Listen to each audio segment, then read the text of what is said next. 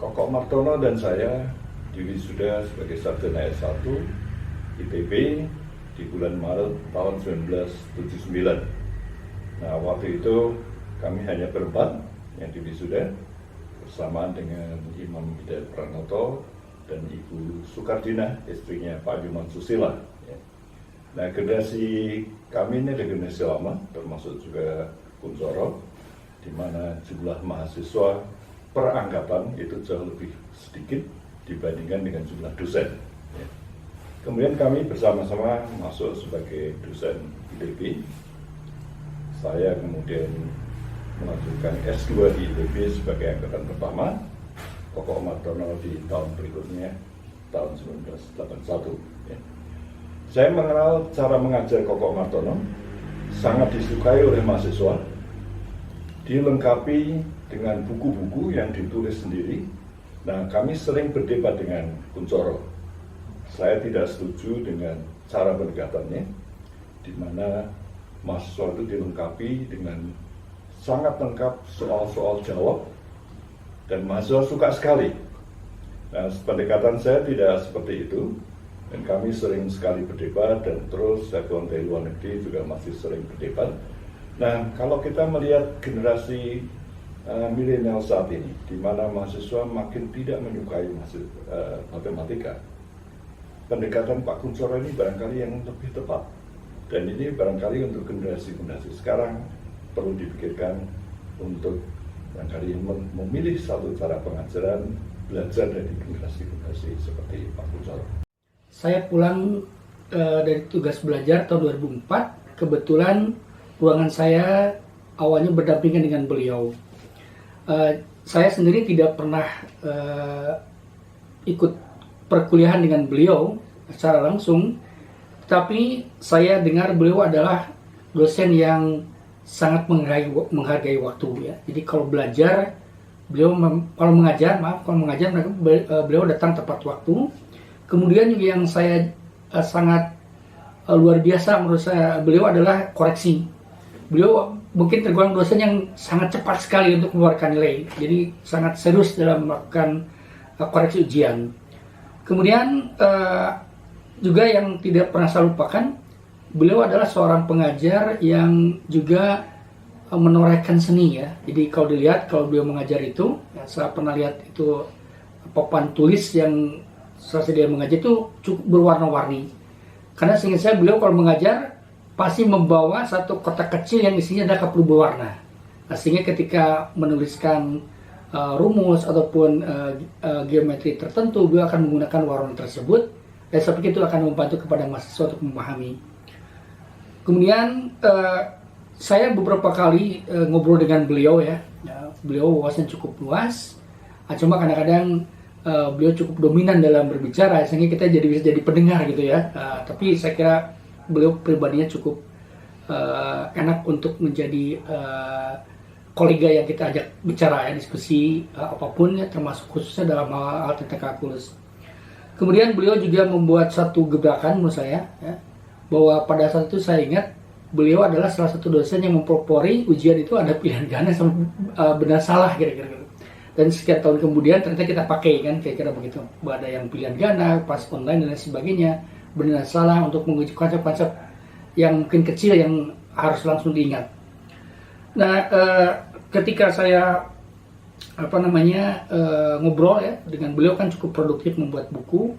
Salah satu pesan beliau itu begini, ya, kalau kita buat buku, mungkin 2 hari 3 hari kemudian itu sudah muncul di fotokopian gitu. Jadi tanpa resmi gitu, tapi bagi beliau dia bilang yang penting nama kita bisa dikenal lah, manggung istilahnya, manggung, orang kenal, oh ini buku kalkulus pembobotnya Pak Koko misalkan, begitu udah cukup bagi beliau. Jadi karena dengan kondisi yang sekarang, ya, cetak buku berapa hari kemudian mungkin di fotokopi udah keluar, kira-kira begitu. Beliau cuma bilang, ya, yang penting nama kita lah bisa dikenal oleh khalayak ramai, kira-kira begitu. Nah, kemudian saya pernah waktu itu beliau akan menjelang pensiun, saya coba mengobrol untuk meminta bantuan beliau untuk mengajar, tapi tampaknya beliau lebih senang begitu pensiun, yang beliau menikmati masa pensiunnya, jadi tidak perlu ada aktivitas yang lain lagi. Mengenang almarhum Pak Koko Martono bagi saya berarti mengenang rasa syukur bahwa saya pernah menjadi mahasiswa dan kolega beliau selama lebih dari 20 tahun. Beliau mengajarkan bahwa kemampuan matematika yang tinggi tidak perlu dibarengi dengan rasa dikdaya sehingga lupa diri. Malah seharusnya memotivasi untuk terus mengembangkan diri. Sebagai pengajar, beliau mampu membuat murid-muridnya ingin mencapai hasil tertinggi dan akhirnya merasa beliau percayai. Karena itu, selama menjadi pengajar, saya ingin tumbuh menjadi seseorang seperti beliau yang memiliki daya matematika tinggi, konsisten dengan nilai-nilai kebenaran yang dipercayai, dan mampu memutuskan yang terbaik untuk pengembangan diri dan juga untuk community. Saya Muhammad Apri, saya mahasiswa Matematika IPB Angkatan 1998. Pada tahun 1999 dan tahun 2000, saya mengambil mata kuliah kalkulus proba banyak dan pengantar analisis kompleks yang pada waktu itu diampu oleh Pak Koko Martono. Saya sangat terkesan dengan cara penyampaian beliau dalam menyampaikan materi yang sangat terstruktur dan sistematis, ya. Apalagi buku ajar yang ditulis oleh beliau pada waktu itu sangat membantu dalam perkuliahan. Selain itu, kesan saya terhadap Pak Koko adalah Pak Koko termasuk orang yang sangat senang bercerita, gitu. Sehingga dari setiap kali obrolan saya dengan beliau, saya selalu mendapatkan banyak inspirasi dan pelajaran dari pengalaman hidup beliau. Menurut saya Pak Koko termasuk salah satu dosen IPB yang sangat berdedikasi dalam memberikan pengajaran untuk mahasiswanya. Mengingat Pak Koko, mendiang Pak Koko, ada beberapa kenangan yang ingin saya sampaikan. Kenangan yang paling utama adalah Pak Koko sangat tajam di bidangnya, sangat fokus di bidangnya, yaitu baik pengajaran kalkulus maupun analisis real. Jadi banyak hal-hal yang Pak Koko tahu banyak ya, yang kita tidak tahu. Kadang-kadang kita terkaget-kaget melihat penjelasan dari Pak Koko. Banyak sekali yang Pak Koko tahu yang kita tidak ketahui ya, karena Pak Koko konsisten sekali mendalami analisis real, terutama kalkulus juga. Jadi soal-soal itu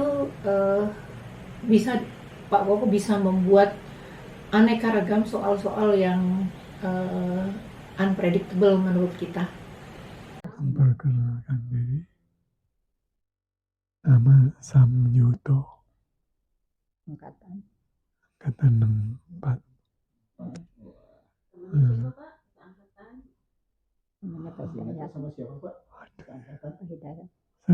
Ya, Pak Hidayat Tardi. Oh, Pak Hidayat ya. Kalau Ibu, angkatan berapa? Saya Samsiah, angkatan 65. Ibu, apa yang Ibu kenang tentang Pak Koko? Pak Koko gimana? Yang Pak Koko orangnya gimana? orangnya juga pendiam tapi Maksimal. oh iya, suka senyum.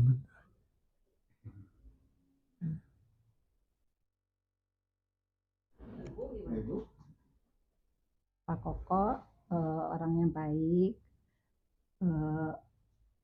Sesudah saya cukup lama kenal,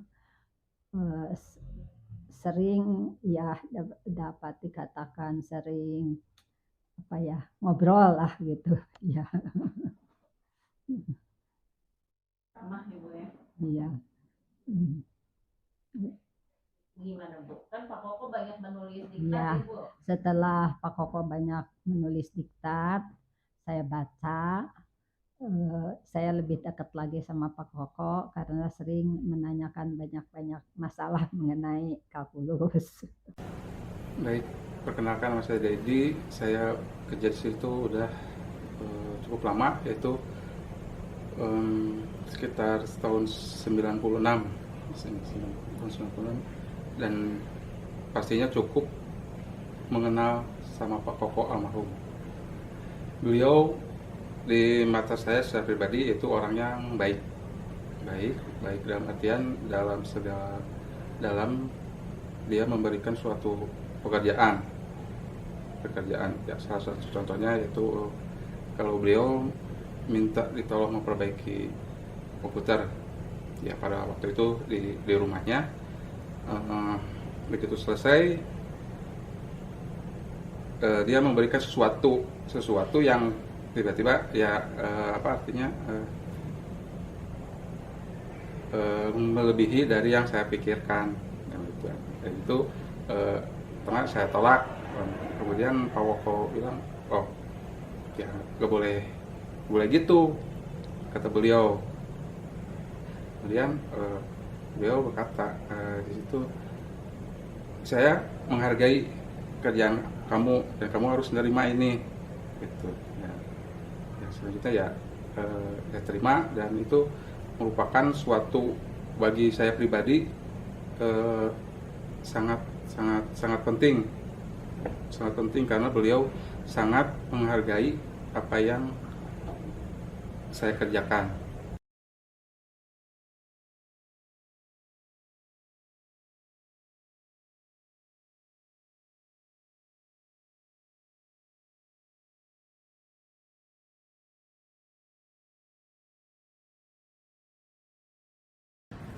Selamat siang, karena saya pas hari ini lagi sedang siang hari di Matematika ITB. Saya Dumaria Rulina Tambubolon. Saya sebenarnya adalah dosen di bidang statistika dan aktuaria. Saya secara pribadi belum pernah diajar oleh Pak Koko, dan juga karena berbeda kelompok keilmuan, materi yang diajarkan, bidang penelitian juga berbeda sekali gitu. Tetapi satu hal yang berkesan sekali saya secara profesional sebagai seorang dosen melihat Pak Koko yang adalah dosen yang termasuk senior, satu hal legasi yang beliau tinggalkan adalah bagaimana beliau ini sangat-sangat ahli di dalam mengajar dan membuat soal untuk soal-soal kalkulus. Itu yang saya tahu, walaupun pasti bidang lain juga beliau sangat kompeten. Dan buku-buku yang beliau buat, buku-buku soal itu sangat-sangat bermanfaat dan sangat aplikatif dan sangat bisa digunakan baik oleh mereka yang masih belajar kalkulus di SMA. Terus terang juga saudara-saudara saya ada yang memanfaatkan buku-buku soal yang dibuat oleh Pak Koko. Kami sangat kehilangan Pak Koko ketika kami mendapat kabar bahwa beliau sakit, beliau meninggal karena sakit yang cukup berat, dan bagaimana akhirnya kondisi kesehatan beliau menurun sekali. Kami sangat kehilangan beliau, dan terus terang buat saya secara pribadi, saya belum melihat ada orang lain seperti Pak Koko atau ada dosen lain yang dapat menggantikan posisi beliau, apa yang beliau kerjakan. Pesan saya tentang Pak Koko, ya pertama kali saya bertemu dengan Pak Koko, ya bukan bertemu mungkin ya, tapi lebih punya interaksi yang lebih intens gitu waktu saya mengambil mata kuliah analisis kompleks yang diampu oleh Pak Koko gitu. Nah waktu itu kan masih awal tahun 90-an gitu ya, jadi belum ada PowerPoint. Pak Koko masih mempergunakan overhead proyektor yang transparannya ditulis tangan oleh beliau gitu, dan dengan warna-warni ya. Jadi untuk notasi-notasi penting tertentu warna yang lain gitu ya, warna yang lain. Jadi itu sangat berkesan untuk saya gitu, bagaimana Pak Koko sangat detail gitu ya dalam menyiapkan segala sesuatu, dan juga itu kan menurut saya menghabiskan waktu yang banyak gitu ya. Jadi Pak Koko betul-betul bekerja keras gitu ya, dan detail dalam menyiapkan perkuliahan gitu. Yang sangat berkesan dengan saya juga adalah Pak Koko waktu itu juga melakukan ujian-ujian kecil gitu yang pilihan ganda gitu ya. Dan itu waktu itu di matematika kan tidak terlalu populer gitu ya, karena ya hampir semua ujian itu sifatnya adalah esai gitu ya. Nah, jadi menurut saya pendekatan Pak Koko itu sangat berbeda, tetapi ya efektif gitu ya, untuk memaksa dalam tanda kutip mahasiswa untuk belajar secara kontinu. Ya, saya kira matematika gitu ya secara keseluruhan kehilangan yang sangat besar gitu ya, walaupun saya kira banyak juga yang bisa meneruskan apa yang sudah dirintis oleh Pak Koko di matematika, tetapi saya sangat salut gitu ya untuk pengabdian dan kontribusi Pak Koko dalam pendidikan matematika di Indonesia. Saya ingin menyampaikan kesan saya untuk Pak Koko Martono. Sejak saya menjadi dosen di ITB tahun 1986,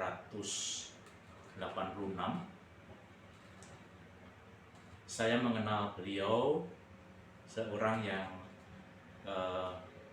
sangat baik dan sangat peduli pada dosen-dosen muda saat itu, dengan banyak memberikan pengalaman, pengetahuan khususnya dalam hal menjembatani bagaimana menghadapi mahasiswa baru yang baru masuk ke ITB. Pengalaman tersebut sangat berguna, banyak hal yang disampaikan khususnya kelemahan-kelemahan di SMA, kemudian apa yang harus kita siapkan karena dosen muda itu biasanya ditugaskan mengajar di tahap tahun pertama bersama.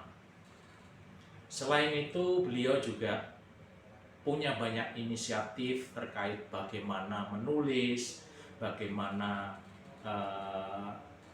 merangkum masalah-masalah matematik yang seperti itu, dan bagaimana juga menghadapi tantangan yang akan datang.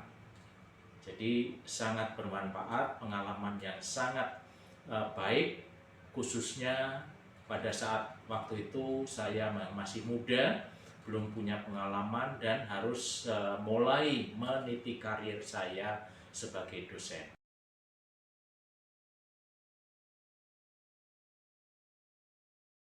Saya kenal Pak Koko sejak beliau masuk, karena saya 3 tahun lebih dulu dari Pak Koko. Nah, ketika saat mahasiswa kami jarang sekali berinteraksi karena saya sendiri ada bekerja di samping kuliah. Kemudian Pak Koko sendiri sangat aktif di tulis-menulis buku SMA. Nah, saya ini kalau pada awalnya kalau kita melihat Pak Koko itu seperti orang yang single fighter. Kemudian orang berkata itu Pak Koko susah diajak diskusi. Tetapi sebenarnya beliau adalah orang yang sangat terbuka dan juga sangat menerima atas kritik terhadap kritik orang lain. Yang sangat menarik, salah satu pengalaman yang saya dapatkan adalah ketika kami mendapat permintaan dari Universitas Tridinanti, Universitas Swasta Tridinanti Palembang untuk menatar dan menyusun pengajaran matematik di Fakultas Teknik. Awal dari dari peristiwa itu, dari kegiatan itu adalah ada seorang mahasiswa S2 elektro yang diajar oleh Pak Kuncoro merasa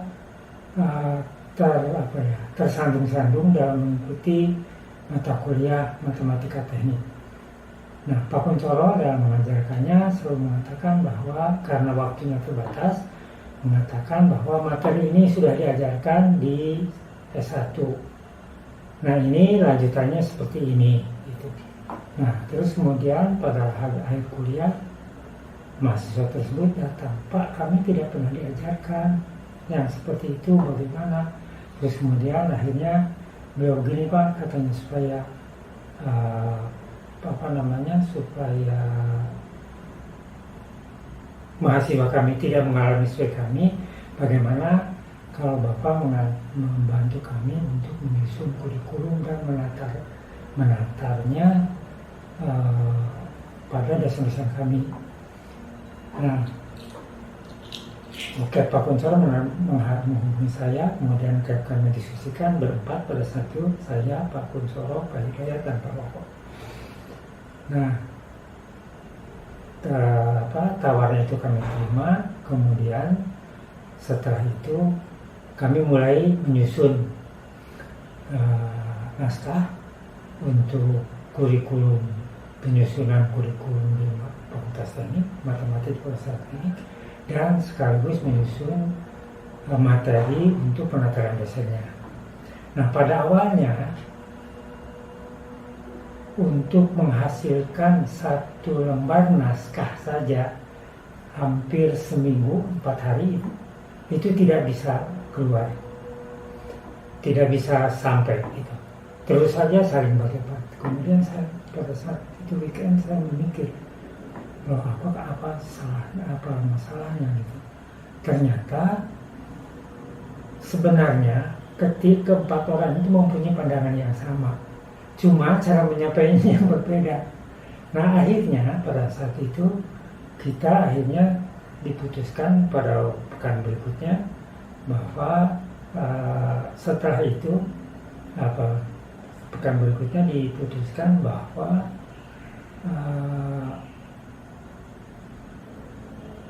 kita menyusun poin-poin utamanya saja. Kemudian setelah itu karena Pak Koko yang banyak berkomentar tentang apa yang telah kita bicarakan, maka kami sarankan pada Pak Koko untuk menyusunnya secara detail. Nah, ternyata setelah itu ya memang kita hanya membahas topik-topiknya, kemudian Pak Koko yang menjabarkannya. Ternyata setelah itu berjalan lancar. Dan setelah saya amati bahwa Pak Koko itu memang berpikirnya itu selalu sampai ke detail. Jadi bukan hanya ide gobla yang dipikirkan pada saat itu, tapi sampai dengan bagaimana cara pelaksanaannya. Itu mungkin dilatar belakangi oleh beliau itu adalah karena beliau itu sangat berkecimpung dalam pencetak buku SMA. Nah, dalam mencetak buku SMA itu kan terdapat editing. Editingnya itu bukan tidak semudah seperti sekarang, karena harus ditulis kadang-kala harus bagaimana gitu. Karena tesis tugas saya aja menulis alfa dan beta itu masih harus pakai ditulis tangan. Nah, Pak Koko itu sampai detil itu, dan beliau itu ahli sekali dalam editing buku pada saat itu. Dan mungkin dari pengalaman itu beliau itu selalu kalau ada ide itu harus sampai detail. Nah, jadi dari situ maka saya tahu bahwa beliau itu adalah orang yang berpikir terbuka dan selalu melaksanakan, kalau ada ide selalu kepikiran bagaimana pelaksanaan dari ide itu sampai sedetil mungkin. Mungkin itu yang mengakibatkan orang selalu berpandangan bahwa Pak Koko itu adalah orang yang susah diajak berdiskusi. Saya berterima kasih pernah bersama-sama dengan Pak Koko di Prodi atau jurusan Matematika. Saya banyak belajar dari beliau. Kami sering berdiskusi tentang pembelajaran kalkulus di ITB. Beliau dosen yang sangat profesional, yang selalu berusaha membuat materi kuliah pembelajarannya mudah dimengerti oleh mahasiswa. Dan Pak Koko termasuk dosen yang sangat concern terhadap kemampuan mahasiswa. Beliau berusaha untuk diagnosa kira-kira pengetahuan mana yang belum dimengerti oleh mahasiswa. Pak Koko termasuk dosen yang jarang, karena pada zamannya beliau sudah merancang begitu banyak bentuk soal-soal penilaian pembelajaran. Ada yang bentuk benar dan salah, pilihan ganda, isian singkat, dan isi. Dan salah satu upaya beliau untuk memberikan arahan kepada mahasiswa dalam pembelajaran atau belajar kalkulus, beliau membuatkan buku kerja kalkulus. Salah satu yang mungkin pada zaman itu sangat dicari-cari oleh mahasiswa. Jadi kalau menurut saya, mungkin prodi perlu menginventaris atau mengumpulkan buku-buku yang pernah dibuat oleh Pak Koko, karena menurut saya itu sangat bisa kita gunakan dalam memperkaya materi pembelajaran untuk kalkulus. Saya akan mulai dengan disclaimer di sini. Jadi saya mengenal Pak Koko lebih sebagai kolega, tidak terlalu personal sebetulnya kenal.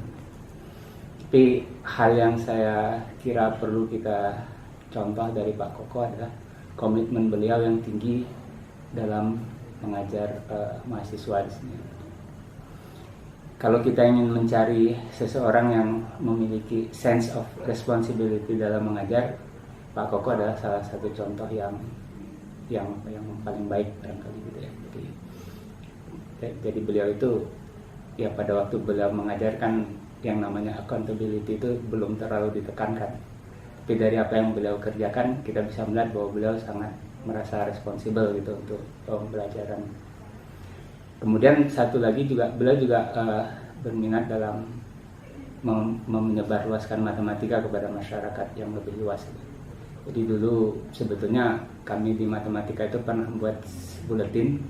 Rasanya namanya itu komunikasi matematika ya. Saya nggak ingat persis. Dan Pak Koko adalah salah seorang yang cukup banyak memberikan tulisan di sana gitu. Jadi itu adalah masa-masa di mana kita belum dikejar oleh BKD gitu ya dengan segala macam tugas. Jadi masih punya waktu untuk mengerjakan hal-hal seperti itu. Saya kira itu yang bisa saya ceritakan tentang Pak Koko.